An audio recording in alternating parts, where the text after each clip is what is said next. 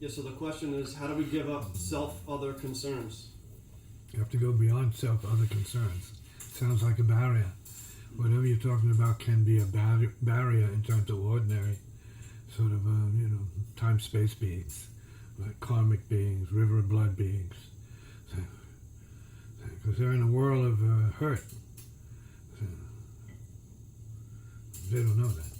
Well, they're experiencing hardships, or problems and stresses, and neuroses and crises, but they don't know what it is. They think that's themselves. So it's not, well, it is the self, firstly, because it's identification with it to begin with. Going beyond the self of identification, who is it? What is it? That might be considered the domain of inquiry into what is real and what is not real. Who is real and who is not real. Or how real it is. How real is your suffering, which is really based upon materialism and desire, attachment, vanity, and being addicted to glamour, how you look, and so on and so forth. All of these sicknesses are ordinary for humans, because they're not looking within. They don't have a sense of what's deeper.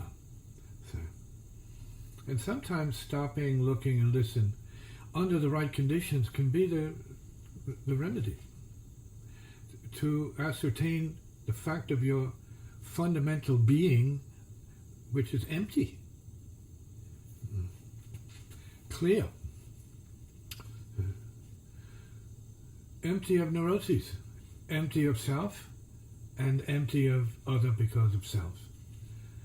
Self is half, implying other is the assumed other half. And then people have that delusion that their karma and suffering isn't enough, so they need other karma and suffering. Right? To make it better? No.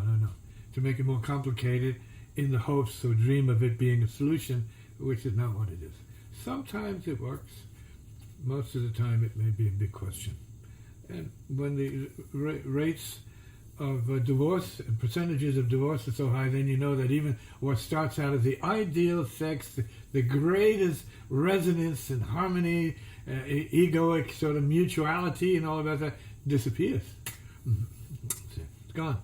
Was it ever real? Or was it just this huge, beautiful, romantic bubble that burst because of karma?